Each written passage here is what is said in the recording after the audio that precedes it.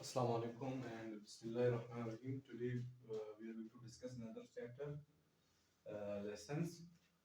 आज का हमारा जो दूसरा तो लास्ट चैप्टर वो का इजमेंट एक्ट से रिलेटेड वो है लाइसेंस से रिलेटेड। लाइसेंस क्या है? पहले पढ़ते हैं जनरल डेफिनेशन। जनरल डेफिनेशन क्या कहता है? Licence is a legal permission or grant by a competent authority to an individual or an organization to do a specific activity, business or profession. तो general definition क्या कहता है? Licence एक ऐसा इजाजतनामा है। लीगल इजाजतनामा मींस कानूनी इजाजतनामा मींस लॉ आपको permit करता है, आपको लॉ करता है किस करने के लिए, क्या करने के लिए, टू डू समथिंग अलाउ करता है एक इंडिविजुअल को, एक शख्स को या एक ऑर्गेनाइजेशन को कि वो क्या करे, कुछ एक्टिविटी करे। अभी कौन कौन सी एक्टिविटी हो सकती है? एक्टिविटी तीन एग्जाम के हो सकते हैं, या कोई एक्टिविटी हो, या कोई बिजनेस हो, या कोई प्रोफेशन हो।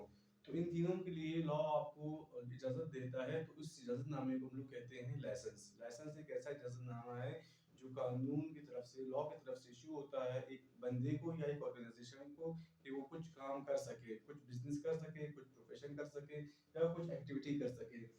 प्रोफेशन में हमारे यहाँ पे आता है लॉ का प्रोफेशन, डॉक्टर्स का प्रोफेशन, इंजीनियर्स का प्रोफेशन, सबको लाइसेंस इशू होता है। तो that is issued by a competent authority and they have legal they are given legal authority to use their skills. ऐसे बिजनेस प्रोफेशन हमारे यहाँ पे जो बिजनेस होता है उसके लिए भी आप गवर्नमेंट से लाइसेंस सिक्योर करते हो ताकि आप अपना काम कर सको। तो ये था हमारे यहाँ पे जनरल डेफिनेशन लाइसेंस का। अभी हम चलते हैं सेक्शन 52 की तरफ। सेक्शन 52 ऑफ इजमेंट एक्ट वो किस तरह लाइसेंस को डिफाइन करता है। वो ये कहता है when one person grants to another person, when one person grants to another or to a definite number of persons। क्या करता है? एक शख्स ग्रांट करता है, इजाजत देता है एक शख्स को या कुछ डेफिनेट मींस मखसूस नंबर ऑफ पर्संस को किस चीज के लिए? टू डू और कंटिन्यू टू डू इन और अपॉन एनी मूवेबल प्रॉपर्टी। तो एक शख्स या कुछ खास बंदों को इजाजत देता है कि वो क्या करे, एक काम करे या उसको जारी रखे। काम करे, टू डू मींस काम करना, कंटिन्यू मींस उसको जारी रखना किस चीज पर? इमूवेबल प्रॉपर्टी पे। किस हालत में? या उस में काम करना या उस पर काम करना। दोनों सूरत में जो इशू करने वाला होता है उसको हम लोग कहते हैं गारंटर। और इन दोनों सूरतों में जो इशू हो रहा है इससे हम लोग कहते हैं लाइसेंस। एक लाइसेंस वो है जो एक शख्स, एक कॉम्पिटेंट अथॉरिटी किसी खास बंदों को या एक शख्स को क्या कहता है? इजाजत देता है किसी काम का करने का, पहला बात। और दूसरा उसमें या उस पर इमूवेबल प्रॉपर्टी पे काम करना। तो इसको हम लोग हमारे यहाँ की लाइसेंस की कैटेगरी में आता है। आगे है grantor, something which would in the absence of such a right be unlawful. तो लाइसेंस क्या है? लाइसेंस एक ऐसा राइट है आप किसी शख्स को देते हो कि वो आपका जमीन पर, आपका इमूवेबल प्रॉपर्टी पे कुछ काम करे या उसको जारी रखे। टू डू मींस काम करना, कंटिन्यू मींस उसको जारी रखना किस पर? उस पे या उस पर। तो अगरचे आप उसको ऐसा इजाजतनामा ना दे दो तो वो क्या होगा? अनलॉफुल होगा मींस लीगली उसका कोई भी वैल्यू नहीं होगा और आप उसके खिलाफ काम कर सकते, उसके खिलाफ कार्रवाई कर सकते हैं। तो अगर आपने उसको लॉफुली थ्रू अथॉरिटी आपने उसको कहा कि आप ये काम मेरे जमीन पे करो तो वो लाइसेंस होता है। अगर वही काम आपके बगैर इजाजत से वो कर रहा है तो आप उसके खिलाफ केस फाइल करेंगे। ये है डिफरेंस बिटवीन लाइसेंस होल्डर का और without licence. Without licence you are not allowed to use someone's land, but when you have licence तो जो आपका अनलॉफुल काम था वो लॉफुल होगा। अनलॉफुल मींस आप किसी की जमीन पे नहीं जा सकते हो, किसी की प्रॉपर्टी को इस्तेमाल नहीं कर सकते हो। लेकिन जैसे आपको लाइसेंस इशू होता है तो जो अनलॉफुल एक्ट था वो फिर लॉफुल में चेंज होता है। आगे हम पढ़ते हैं and such a right does not amount to an easement. तो एक ऐसा राइट वो इजमेंट के जुमरे में नहीं आता है, क्योंकि इजमेंट हमने पहले भी पढ़ा था, इजमेंट इज अ राइट लेकिन licence is a privilege. Licence can be issued to anyone but easement is only issued to a dominant owner. तो वो सच जो राइट है वो इजमेंट में ना आए। ये इसका डिफरेंस था बिटवीन पहला डेफिनेशन का और दूसरा डेफिनेशन में। पहला डेफिनेशन में हम लोगों ने ये डिस्कस नहीं किया था कि इजमेंट से रिलेटेड, और यहाँ पे क्योंकि हम पढ़ रहे हैं इजमेंट एक्ट तो इसीलिए उसमें क्या ये डिस्कस कर रहा है क्लियरली कि ऐसा राइट इजमेंट में ना आ जाए। और an interest in the property the right is called licence. और वो और एक ऐसा इंटरेस्ट उसका जो प्रॉपर्टी में आप लीगली एंजॉय कर रहे हो by authority given by authority, तो इस राइट को हम लोग कहते हैं कि ये लाइसेंस का राइट है। फिर हमारे यहाँ पे नेक्स्ट वन आता है सेक्शन 53 ये कहता है कि कौन licence who may grant licence, licence कौन इशू कर सकता है। तो कोई भी शख्स लाइसेंस इशू कर सकता है सिर्फ सब्जेक्ट टू क्या हो, वो कॉम्पिटेंट हो। अगर हम लोग कहें डोमिनेंट ओनर वो भी इशू कर सकता है, सर्विएंट ओनर वो भी इशू कर सकता है, मॉर्गेजर मॉर्गेजी लाइसेंसी कोई भी इशू कर सकता है सब्जेक्ट टू कि उसके पास अथॉरिटी है कि इशू कर सके, वो कॉम्पिटेंट है तो इशू कर सकता है। अगर उसके पास अथॉरिटी नहीं है तो वो लाइसेंस इशू नहीं कर सकता। सिर्फ आप लोग यहाँ पे ये समझना है कि कोई कॉम्पिटेंट हो, कॉम्पिटेंट है समझो कि किराएदार है उसके पास अथॉरिटी है, मालिक ने उसको अलाउ किया कि आप लाइसेंस इशू कर मेरे प्रॉपर्टी से रिलेटेड, तो वो कर सकता है। उसका सिर्फ और सिर्फ कॉम्पिटेंसी होना लाजमी है। फिर नेक्स्ट वन है सेक्शन 53 ग्रांट्स में भी एक्सप्रेस और इम्प्लाइड। अभी 44 सॉरी 54 क्या कह रहा है इसका प्रोसीजर, तो इसका प्रोसीजर दो तरीके से होता है, एक्सप्रेस भी हो थ्रू वर्ड्स और रिटन फॉर्म में, और इम्प्लाइड भी हो थ्रू कॉन्ट्रैक्ट भी है। आपके पास आप सपोज आप एक शख्स को ले आते हो अपनी प्रॉपर्टी में, वो आपको प्रॉपर्टी में इंटर होता है, फिर आप दूसरा दूसरे दिन पे आप उसको ले आते हो बगैर उसके कहने के आप आ जाओ मेरे प्रॉपर्टी पे, थ्रू इम्प्लाइड थ्रू आप अपना कॉन्ट्रैक्ट उससे वही काम करवा रहे हो या उसको अलाउ कर रहे हो कि आप प्रॉपर्टी को इस्तेमाल करें, तो दोनों सूरत में आप लाइसेंस इशू कर रहे हो उसको, और ये एक्सप्रेस भी हो सकता है और इम्प्लाइड भी हो सकता है। फिर next section 55 accessory licence annexed by the law. Accessory हम लोगों ने पहले भी पढ़ाया था मैंने लोगों को, एक होता है फंडामेंटल राइट्स और एक होता है एसेसरी राइट्स। अगर से आपको फंडामेंटल राइट का करने के लिए इजाजत मिल गया, सपोज कि मेरा फंडामेंटल अभी इस यहाँ पे खड़ा हूँ, मेरा फंडामेंटल राइट है कि I am given authority to teach, मुझे इजाजत दिया गया है कि मैं यहाँ पे पढ़ा सकूँ, this is a fundamental right. Accessory rights क्या है, वो सारे राइट्स जो फंडामेंटल राइट के साथ अटैच्ड हो। सपोज कि मार्कर का हाथ में पकड़ना दैट्स एसेसरी राइट, mic पे बोलना that's accessory right, to talk in front of mobile that's accessory rights. So accessory rights are all those rights that are attached to a fundamental right. अभी भी मुझे fundamental right मिला है तो accessory rights में claim करूंगा, अभी मुझे फंडामेंटल राइट नहीं मिला है तो accessory rights में क्लेम नहीं करूंगा। यहाँ पे भी यही कहता है कि जो अगर से आपको accessory rights मिला है किसी भी प्रॉपर्टी से, तो जो दूसरी राइट्स है आप उसके भी हकदार हो जाएंगे। सपोज कि एक शख्स ने एक बंदे को कहा कि आप मेरे प्रॉपर्टी पे आ जाओ और मेरी जमीन से पानी निकालो अपने लिए, तो यार एक शख्स दिखा एक दूसरे शख्स को कि आप मेरे कुएं से पानी अपने लिए निकालो, मैं आपको लाइसेंस दे रहा हूँ इसका, और फिर बात कुएं से पानी निकालने में तो वो शख्स उसका जमीन पे भी आएगा, पहला बात, दूसरा जो उसका बाल्टी है उसको भी इस्तेमाल करेगा, जो उसका रस्सी है उसको भी इस्तेमाल करेगा कुएं का, तो ये सारे एक्सेसरी राइट्स में आते हैं। तो आपको अगर फंडामेंटल राइट मिला है तो एक्सेसरी राइट्स आप क्लेम करेंगे, फंडामेंटल राइट नहीं मिला तो आप एक्सेसरी राइट्स क्लेम नहीं करेंगे। नेक्स्ट हमने सेक्शन 55 हो गया था, पढ़ते 56। 56 क्या कहता है, लाइसेंस व्हेन ट्रांसफरेबल।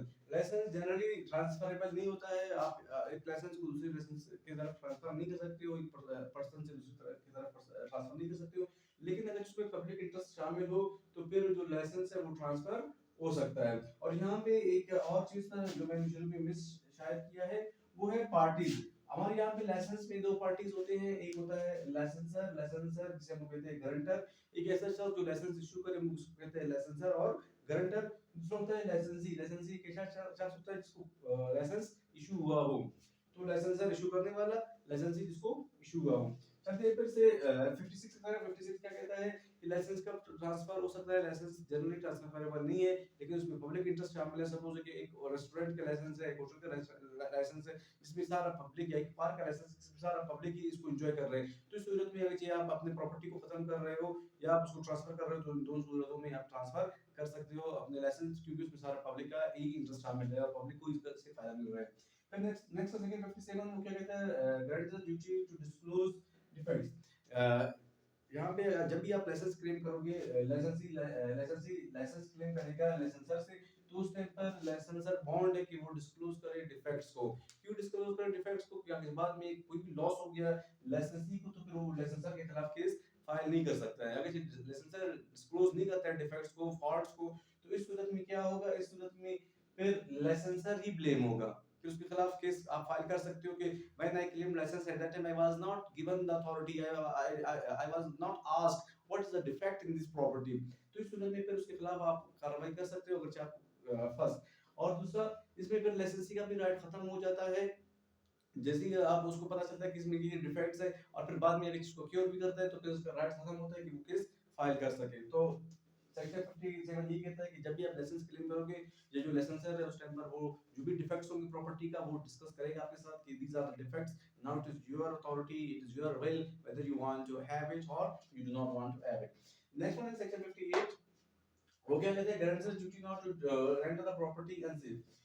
फिर नेक्स्ट वन कहता है, पहले यहाँ पे डिस्कस किया कि डिफेक्ट्स को बता दें, डिफेक्ट्स को बताने के बाद भी गारंटर का ड्यूटी है जब भी वो अपने प्रॉपर्टी को देगा, इशू करेगा, तो उसमें सेफ्टी होना लाजमी है, वो उसका प्रॉपर्टी हर तरीके से हर एंगल से सेफ हो, फिर वो इशू कर सकता है। अगर ऐसे किसी कोई प्रॉपर्टी है जो डेंजरस है, जो हेल्थ ह्यूमन हेल्थ की हार्मफुल है, और तब भी वो ऐसा काम करे तो उसके खिलाफ आप लीगल एक्शन लेंगे, और ये through law is bound to render the property completely safe, and if he does not do, फिर आप उसके खिलाफ you can have legal actions। वहाँ पे डिस्क्लोज करें डिफेक्ट्स को, डिफेक्ट्स के बाद यहाँ पे उसका ड्यूटी है, यहाँ पे इसका एक रिस्पांसिबिलिटी था, यहाँ पे उसका ये ड्यूटी है कि वो जब भी प्रॉपर्टी को देगा, रेंडर करेगा, तो वो सेफ होना चाहिए, मींस प्रोटेक्टेड होना चाहिए, महफूज होना चाहिए। नेक्स्ट वन है सेक्शन 59, वो क्या डिस्कस करता है, सेक्शन 59 ये कहता है grantor's transferee not bound by the licence. अगर जो गारंटर्स का ट्रांसफरी है, सपोज कि ए है, ए ने बी के साथ किया है लाइसेंस, ए ने बी को दिया है लाइसेंस, और फिर ए है वो अपना प्रॉपर्टी को सेल करता है, सेल करता है सी के पास। ए ने बी को दिया लाइसेंस, तो इसमें जो ए है वो था गारंटर और बी था लाइसेंसी, और फिर ए ने अपना प्रॉपर्टी को सेल किया सी को, तो अभी इस सूरत में जो ए है वो बना ट्रांसफरर, और जो सी था वो बना ट्रांसफरी गुड। तो ये सेक्शन ये कहता है जो सी है, नया शख्स जो ट्रांसफरी है, उसका बी के साथ कोई भी ताल्लुक नहीं है, is not bound by licence, not bound by licence, उसका कोई भी ताल्लुक नहीं है। अगर जो बाद में बी ने क्लेम भी करना है डैमेजेस, वो ए से क्लेम करेगा, सी न्यू ऑनर होगा, उसका अपना विल है कि वो प्रॉपर्टी को फिर लाइसेंस इशू करे या ना करे, इससे बी और सी का एक दूसरे के साथ कोई भी ताल्लुक नहीं है। फिर नेक्स्ट वन है सेक्शन 59, गारंटर्स ट्रांसफर, ये हम डिस्कस कर लिया कि वो बॉन्ड नहीं है लाइसेंस का। फिर नेक्स्ट है 59 ये हो गया, चलते हैं 60 की तरफ। Licence when revocable, licence revoke means कब कैंसिल हो सकता है, कब खत्म हो सकता है, तो जनरली ऐसा पॉसिबल जनरली रिवोक नहीं होता है अनलेस जब वो प्रॉपर्टी ट्रांसफर हो, और ट्रांसफर ऐसा हो कि जो प्रॉपर्टी है, जो लाइसेंसर है, वो एक ही टाइम पे अपना प्रॉपर्टी को सेल करता है, और एक ही टाइम पे सपोज कि एक रेस्टोरेंट का ऑनर है या एक आल का ऑनर है, और एक ही टाइम पे वो दूसरे बंदे को ही कहता है कि आप मेरा आल भी ले लें, इसका भी मुझे किराया दे दे, और ये जो मेरा लाइसेंस है ये भी रख ले, इसका भी किराया ले ले। सपोज कि वो कहता है ऑल का मुझे किराया मंथली 5 लाख दे दे, और जो मेरा लाइसेंस है उसका किराया मुझे 50,000 रुपए दे दे। अभी जो दूसरा शख्स है वो इसीलिए इसका आल को लेता है क्योंकि उसके पास पहले से लाइसेंस भी है और उसमें बिजनेस कर सकता है। बाद में ये हो कि वो कहे नहीं मुझे लाइसेंस वापस दे दे, सिर्फ अपना प्रॉपर्टी को रख दे, तो इस सूरत में जो लाइसेंस है वो कैंसिल होगा। और अगर ऐसा सिर्फ इसी सूरत में कि जब वो लाइसेंस को सिर्फ से क्लेम कर रहा है और जो प्रॉपर्टी है उसको फिर से ट्रांसफर कर रहा है, तो इस सूरत में जो जिसने लाइसेंस लिया था वो अपना लाइसेंस को रिवोक कर सकता है। नेक्स्ट वन है 61 रिवोकेशन में भी एक्सप्रेस और इम्प्लाइड, जब भी रिवोकेशन होगा, कैंसिलेशन होगा, तो वो एक्सप्रेस भी हो सकता है through return form, through agreement, through notification कि now I am not issuing your license and now your license is cancelled, और ऑर्डर भी कह सकता है कि मैं आज के बाद आपको लाइसेंस दे दूंगा और योर लाइसेंस इज कैंसिल्ड। और इम्प्लाइड फॉर्म में भी कर सकते हैं, इम्प्लाइड फॉर्म में किस तरह कर सकता है, वो अपने दरवाजे को बंद कर दे या उसको ब्लॉक कर दे और जनरल पब्लिक को उसमें अलाउ ना करे, तो ये इम्प्लाइड फॉर्मिंग हो गया। नेक्स्ट है सेक्शन 61, तो ओके 61 डिस्कस हो गया। चलते हैं 62 की तरफ। 62 सबसे लेंथी है या सबसे बड़ा सेक्शन है, लेकिन बहुत ही आसान सेक्शन है। वो क्या डिस्कस करता है कि लाइसेंस इज डीम्ड रिवोक्ड, किन सूरत में लाइसेंस ये समझा जाए कि खत्म हो चुका है, रिवोक्ड हो चुका है। पहला है कि नो इंटरेस्ट, अगर से जो लाइसेंसर का जो लाइसेंस कर रहा है उसका इंटरेस्ट मींस उसका खत्म हो जाए, मींस जो मालिक था वो मालिक ही ना रहे, तो इस सूरत में आप लाइसेंस ही क्लेम नहीं कर सकते और उसका लाइसेंस भी खत्म हो जाएगा। तो जब तक मालिक है आप उससे लाइसेंस क्लेम कर सकते हो, जब वो मालिक ही नहीं रहा तो आप उससे इंटरेस्ट क्लेम नहीं कर सकते हो। नेक्स्ट वन है लिमिटेड टाइम, जो टाइम जितना टाइम के लिए आपको दिया गया था वो टाइम खत्म हो गया, सपोज कि आपको एक लाइसेंस मिला था 1 साल के लिए और 1 साल आपका पूरा हो चुके हैं, तो ये समझा जाएगा कि लाइसेंस क्या हो गया, रिवोक हो चुका है, लाइसेंस खत्म हो चुका है। फिर है बी ये कहता है कि रिलीज, अगर जो लाइसेंसी है वो रिलीज करे, ओके कि आज के बाद मैं लाइसेंस, मुझे जरूरत नहीं है, मैं I will not use your property and I will not allow and it is your wish to whomever you ever want to give the property। तो इस सूरत में भी लाइसेंस कैंसिल हो जाएगा जब लाइसेंसी प्रॉपर्टी को रिलीज कर दे कि मुझे आज के बाद आपको प्रॉपर्टी चाहिए नहीं। फिर नेक्स्ट वन है डी है डिस्ट्रॉयड, अगर से जो प्रॉपर्टी जिसका आपको लाइसेंस मिला है वो ही ना रहे, वो प्रॉपर्टी खत्म हो जाए, तो ये समझा जाएगा कि लाइसेंस भी खत्म हो जाएगा। नेक्स्ट वन है ई एब्सोल्यूट ओनरशिप, जो लाइसेंसी है वो प्रॉपर्टी का मालिक बन जाए, यानी जो जिसे लाइसेंस मिला था वो उस प्रॉपर्टी का मालिक बन जाए, तो इस सूरत में भी लाइसेंस खत्म हो जाएगा और रिवोक्ड हो जाएगा। फिर है स्पेसिफिक पर्पस, जिस पर्पस के लिए लाइसेंस इशू हुआ था जब वो फुलफिल हो जाए, सपोज कि एक यूनिवर्सिटी है वो इशू करता है एक ऑर्गेनाइजेशन कि आप हमारे यहाँ पे एग्जाम कंडक्ट करें, तो उसके लिए वो इसको लाइसेंस इशू करता है। जैसे ही वो एग्जाम्स का कंडक्ट करते हैं तो जो उसका पर्पस है वो फुलफिल होता है, तो ये समझा जाएगा कि इसका लाइसेंस भी रिवोक्ड हो चुका है, खत्म हो चुका है। नेक्स्ट वन इज देयर, अगर से जहाँ पे आपको ऑफिस में जहाँ से आपको लाइसेंस मिला है, जिस ऑफिस वो ऑफिस ही ना रहे, वो उसका ऑफिस का एग्जिस्टेंस ही ना रहे, मींस जो ऑर्गेनाइजेशन उसका वर्किंग ही ना रहे, तो इस सूरत में भी लाइसेंस कैंसिल तस्वीर किया जाएगा।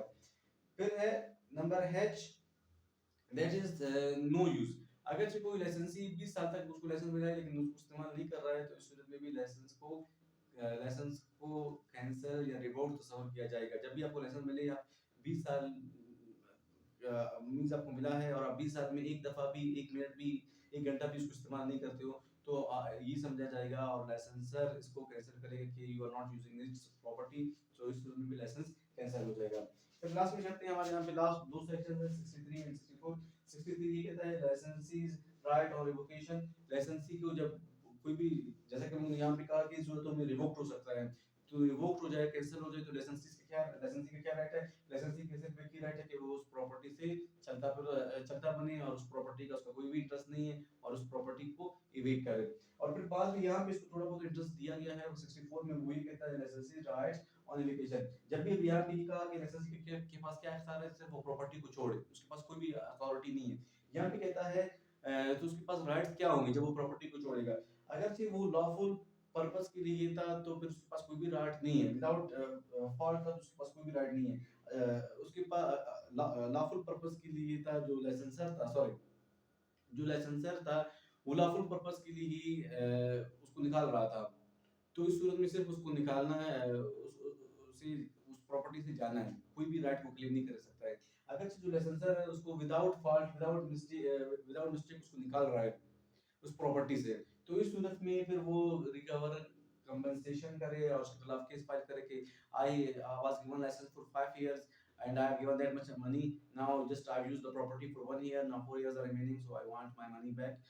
सो ये था हमारे यहाँ पे लाइसेंस का चैप्टर, उम्मीद करता हूँ आप लोगों को समझ में आ गया होगा, और thank you very much from Learners Empire, दुआ में याद रखना, शुक्रिया, अल्लाह हाफिज़।